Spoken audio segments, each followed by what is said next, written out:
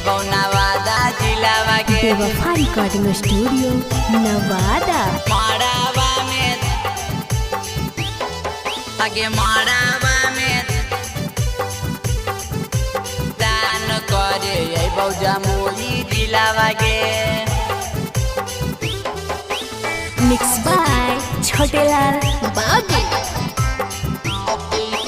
दूसरा से शादी रचैनी तोड़ी के हमर दिलावा गे दूसरा से शादी रचैनी तोड़ी के हमर दिलावा गे आगे मारावा में दान करे अइबौ गया जिलावा गे आगे मारावा में दान करे अइबौ नवादा जिलावा गे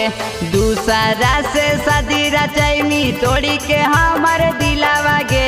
दूसरा से शादी रचैनी तोड़ी के हमर दिलावा गे आगे मारावा में दान करे अइबौ नालंदा जिलावा गे आगे मारावा में दान करे अइबौ जमुई जिलावा गे अइबौ जमुई जिलावा गे मारावा में आगे मारावा में दान करे अइबौ जमुई जिलावा गे बनी दुल्हनिया सुनै के जान जैनी ससुररिया हमके बुला के सैया के जान धर्मिया कबरिया धर्मिया कबरिया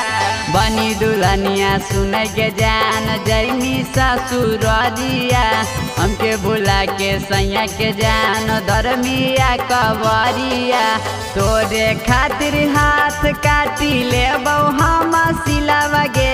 तोरे खातिर हाथ काटी लेबौ हम सिलावा गे आगे मारावा में दान करे अइबौ बाका जिलावा गे आगे मारावा में दान करे अइबौ जमुई जिलावा गे अइबौ जमुई जिलावा गे मारावा में आगे मारावा में दान करे अइबौ जमुई जिलावा गे तोरे करनमा मारी लेबौ गोली अपन भेजावा छोटे लाल रंगीला के सजैमी जाना से जावा सजैमी जाना से जावा तोरे करनमा मारी लेबौ गोली अपन भेजावा छोटे लाल रंगीला के सजैमी जाना से जावा आयुष के बुझा नीना दिलावा के पिलावा